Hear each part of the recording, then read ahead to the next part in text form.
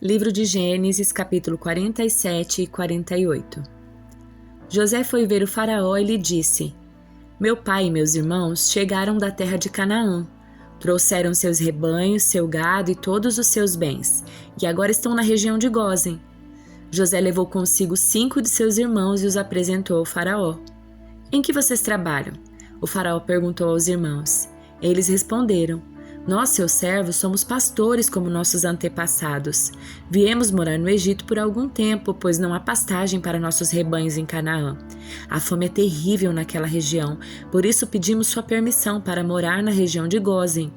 Então o faraó disse a José: Agora que seu pai e seus irmãos estão com você, escolha qualquer lugar do Egito para morarem. Deles a melhor terra do Egito, que vivam na região de Gósen. Se você descobrir entre eles homens capazes, coloque-os para cuidar dos meus rebanhos. Em seguida, José trouxe seu pai Jacó e o apresentou ao faraó. E Jacó abençoou o faraó. Quantos anos o senhor tem? Perguntou o faraó. Jacó respondeu: Tenho andado por este mundo há 130 árduos anos. Comparada à vida dos meus antepassados, minha vida foi curta. Então Jacó abençoou o faraó novamente antes de deixar a corte. José deu a seu pai e a seus irmãos a melhor terra do Egito, a região de Ramsés, e os acomodou ali conforme o faraó havia ordenado. José também providenciou mantimentos para seu pai e seus irmãos em quantidades proporcionais ao número dos seus dependentes, incluindo as crianças pequenas. A essa altura, a escassez era tanta que se esgotaram todos os mantimentos e havia gente passando fome em toda a terra do Egito e Canaã. Com o tempo, vendendo cereais para o povo, José arrecadou todo o dinheiro do Egito e de Canaã e os depositou no tesouro do faraó. Quando acabou o dinheiro do povo do Egito e de Canaã, todos os egípcios foram implorar a José: Não temos mais dinheiro, mas por favor, dê-nos alimento ou morreremos de fome diante dos seus olhos. José respondeu: Visto que seu dinheiro acabou, tragam-me seus animais, e eu lhes darei alimento em troca. Então, eles entregaram seus animais a José em troca de alimento. José lhes forneceu mantimentos para mais um ano em troca de seus cavalos, rebanhos de ovelhas, bois e jumentos. Mas aquele ano chegou ao fim, e no ano seguinte o povo voltou a José dizendo: Não podemos esconder a verdade. Nosso dinheiro acabou, nossos rebanhos e gado lhe pertencem. Não nos resta coisa alguma para oferecer além do nosso corpo e nossas terras, porque morreríamos de fome diante dos seus olhos. Compre nossas terras em troca de mantimento. Ofereceremos nossas propriedades a nós mesmos como servos de Faraó. Dê-nos cereais para que vivamos e não morramos, e para que a terra não fique vazia e desolada. Assim, José comprou toda a terra do Egito para Faraó. Todos os egípcios venderam seus campos, pois a fome era terrível, e em pouco tempo todas as terras passaram a ser propriedade de Faraó. Quanto ao povo, José os tornou todos escravos, de uma extremidade do Egito à outra. As únicas terras que ele não comprou foram as dos sacerdotes. Eles recebiam do faraó uma porção regular de mantimentos, por isso não precisaram vender suas terras. Então José disse ao povo: Hoje eu comprei vocês e suas terras para Faraó. Em troca, fornecerei sementes para cultivarem os campos. Quando vocês os ceifares, 1/5 da colheita será do Faraó. Fiquem com os outros 4/5 e usem como alimento para vocês, para os membros da sua casa e para suas crianças. O Senhor salvou nossa vida, exclamaram. Permita-nos servir ao faraó. Então José mandou publicar um decreto que vale até hoje na terra do Egito, segundo o qual 1/5 de todas as colheitas pertence ao faraó. Apenas as terras dos sacerdotes não foram entregues a faraó. Enquanto isso, o povo de Israel se estabeleceu na região de Gósen, no Egito. Ali adquiriram propriedades e tiveram muitos filhos. Sua população cresceu rapidamente. Depois de chegar ao Egito, Jacó viveu mais 17 anos, portanto viveu ao todo 147 anos. Quando se aproximava a hora da sua morte, Jacó chamou seu filho José e lhe disse: Peço que me faça um favor. Coloque sua mão debaixo da minha coxa e jure que mostrará sua bondade e lealdade a mim, atendendo a este último desejo. Não me sepulte no Egito. Quando eu morrer, leve meu corpo para fora do Egito e me sepulte com meus antepassados. José prometeu: Farei como o Senhor me pede. Jure que o fará, insistiu. José fez o juramento e Jacó se curvou humildemente à cabeceira da sua cama. Certo dia, não muito tempo depois, avisaram José: Seu pai está bastante doente. José foi visitá-lo e levou consigo seus 2 filhos, Manassés e Efraim. Quando José chegou, anunciaram a Jacó: seu filho José está aqui para vê-lo. Com as forças que lhe restavam, Jacó se sentou na cama. Jacó disse a José: o Deus Todo-Poderoso me apareceu em luz na terra de Canaã e me abençoou. Ele me disse: eu o tornarei fértil e multiplicarei seus descendentes. Farei de você muitas nações e darei esta terra de Canaã a seus descendentes como propriedade permanente.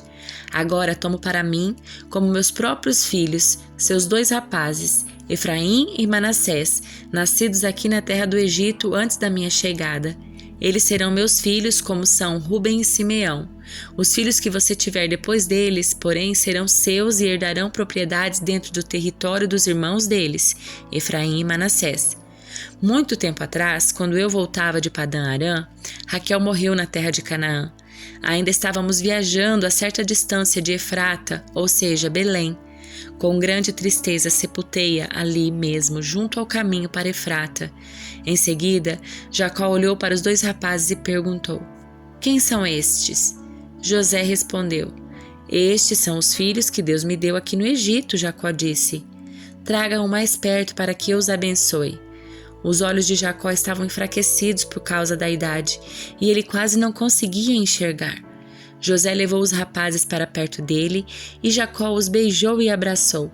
Então Jacó disse a José: nunca imaginei que voltaria a ver seu rosto, mas agora Deus me permitiu ver também seus filhos. José tirou os rapazes de junto dos joelhos do avô e se curvou com o rosto no chão. Em seguida, colocou os rapazes na frente de Jacó. Com a mão direita, colocou Efraim diante da mão esquerda de Jacó, e com a mão esquerda colocou Manassés sob a mão direita de Jacó.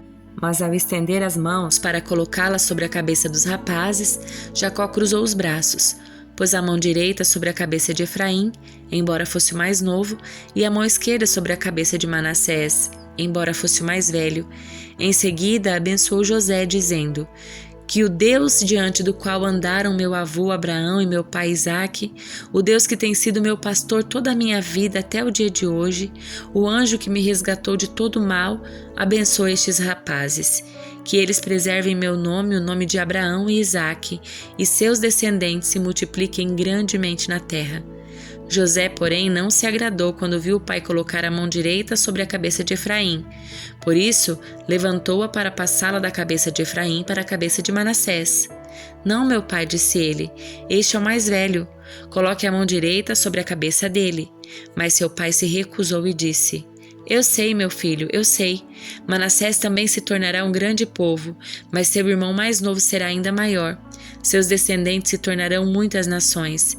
Assim, Jacó abençoou os rapazes naquele dia com a seguinte bênção: o povo de Israel usará seus nomes quando pronunciarem uma bênção. Dirão: Deus os faça prosperar como Efraim e Manassés. Desse modo, Jacó pôs Efraim adiante de Manassés. Então Jacó disse a José: morrerei em breve, mas Deus estará com vocês e os levará de volta a Canaã, a terra dos seus antepassados. Em razão de sua autoridade sobre seus irmãos, eu lhe dou uma porção a mais de terra que tomei dos amorreus com a minha espada e o meu arco. Livro de Provérbios, capítulo 12. Para aprender, é preciso amar a disciplina. É estupidez odiar a repreensão. O Senhor aprova a pessoa de bem, mas condena quem planeja o mal. A perversidade nunca traz estabilidade, mas a raiz dos justos permanecerá firme. A mulher virtuosa coroa de honra ao seu marido, mas a que age vergonhosamente é como um câncer em seus ossos. Os planos do justo são corretos, mas o conselho do perverso são traiçoeiros. As palavras do perverso são emboscada mortal, mas as palavras do justo salvam vidas. Os perversos morrem e desaparecem, mas a família do justo permanece firme. O sensato recebe elogios, mas o perverso de coração é desprezado. É melhor ser uma pessoa simples e ter quem a ajude que aparentar ser quem não é e não ter o que comer. O justo cuida dos seus animais, mas os perversos são sempre cruéis. Quem trabalha com dedicação tem fartura de alimento. Quem corre atrás de fantasia não tem juízo. Os ladrões invejam o despojo um dos outros. mas os justos estão bem arraigados e florescem. O perverso é apanhado na armadilha das próprias palavras, mas o justo escapa dessa aflição. As palavras sábias produzem muitos benefícios e o trabalho árduo é recompensado. O insensato pensa que sua conduta é correta, mas o sábio dá ouvidos aos conselhos.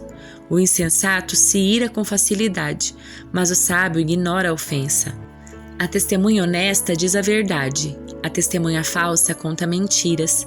Os comentários de algumas pessoas ferem, mas as palavras dos sábios trazem cura. Palavras verdadeiras resistem à prova do tempo, mas as mentiras logo ficam evidentes. O engano enche o coração dos que tramam o mal. A alegria enche o coração dos que promovem a paz. Nenhum mal vem sobre o justo, mas os perversos enfrentam todo tipo de dificuldade. Os lábios mentirosos são detestáveis para o Senhor, mas os que dizem a verdade lhe trazem alegria. O sábio não se gaba de seu conhecimento, mas os tolos mostram a todos sua insensatez. Quem trabalha com dedicação chega a ser líder, mas o preguiçoso se torna escravo. A preocupação deprime a pessoa, mas uma palavra de incentivo a anima. O justo dá bons conselhos a seus amigos, mas os perversos os desencaminham. O preguiçoso nem mesmo cozinha o animal que caçou, mas o que trabalha com dedicação valoriza tudo o que possui. O caminho dos justos conduz à vida. É uma estrada que não leva à morte. Evangelho de Mateus, capítulo 24. Quando Jesus saía da área do templo, seus discípulos lhe chamaram a atenção para as diversas construções do edifício. Ele, porém, disse: "Estão vendo todas estas construções? Eu lhes digo a verdade, elas serão completamente demolidas. Não restará pedra sobre pedra." Mais tarde, Jesus sentou-se no Monte das Oliveiras. Seus discípulos vieram até ele em particular e perguntaram: "Diga-nos, quando isso tudo vai acontecer? Que sinal indicará sua volta e o fim dos tempos?" Jesus respondeu: "Não deixem que ninguém os engane, pois muitos virão em meu nome dizendo: 'Eu sou o Cristo', e enganarão a muitos. Vocês ouvirão falar de guerras e ameaças de guerra, mas não entrem em pânico. Sim, é necessário que essas coisas ocorram, mas ainda não será o fim. Uma nação guerreará contra outra, um reino contra o outro. Haverá fome e terremotos em várias partes do mundo. Tudo isso, porém, será apenas o começo das dores de parto. Então vocês serão presos, perseguidos e mortos. Por minha causa serão odiados em todo o mundo. Muitos se afastarão de mim e trairão e odiarão uns aos outros. Falsos profetas surgirão em grande número e enganarão muitos. O pecado aumentará e o amor de muitos esfriará. Mas quem se mantiver firme até o fim será salvo.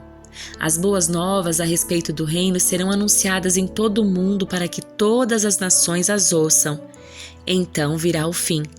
Chegará o dia em que vocês verão aquilo de que o profeta Daniel falou, a terrível profanação que será colocada no lugar santo. Leitor, preste atenção. Quem estiver na Judéia, fuja para os montes.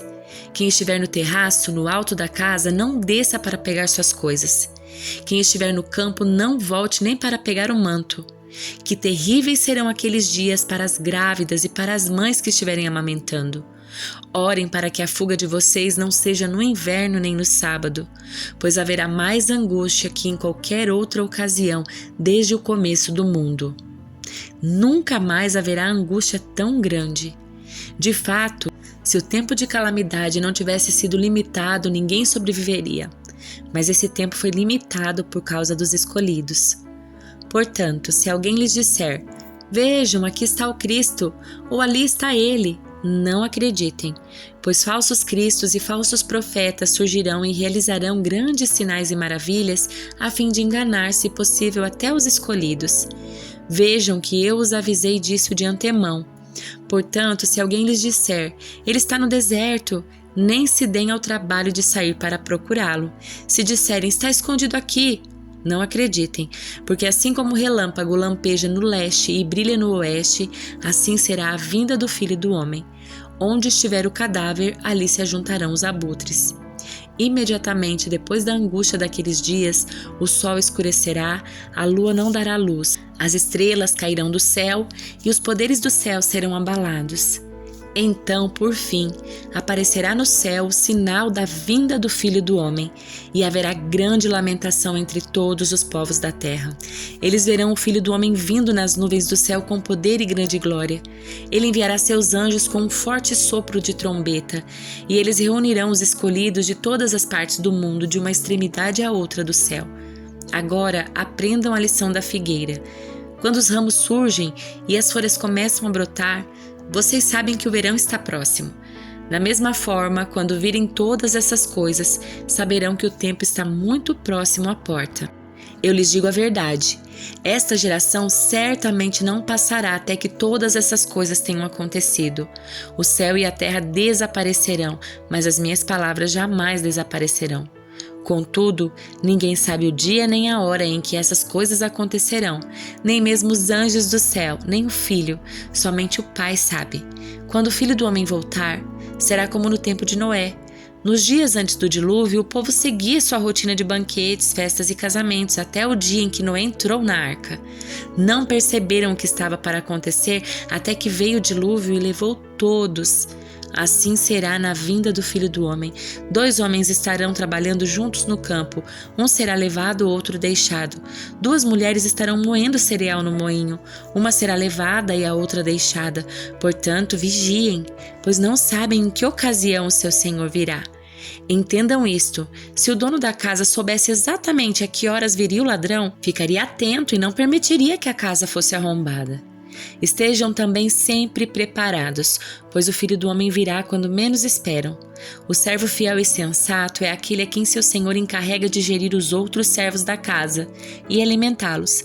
Se o senhor voltar e constatar que o servo fez um bom trabalho, haverá recompensa. Eu lhes digo a verdade, ele colocará todos os seus bens sob os cuidados desse servo. O que acontecerá, porém, se o servo for mau e pensar: meu senhor não voltará tão cedo, e começar a espancar os outros servos, a comer e a beber e a se embriagar? O senhor desse servo voltará em dia em que ele não espera e em hora que não se conhece. Cortará o servo ao meio e lhe dará o mesmo destino dos hipócritas. Ali haverá choro e ranger de dentes.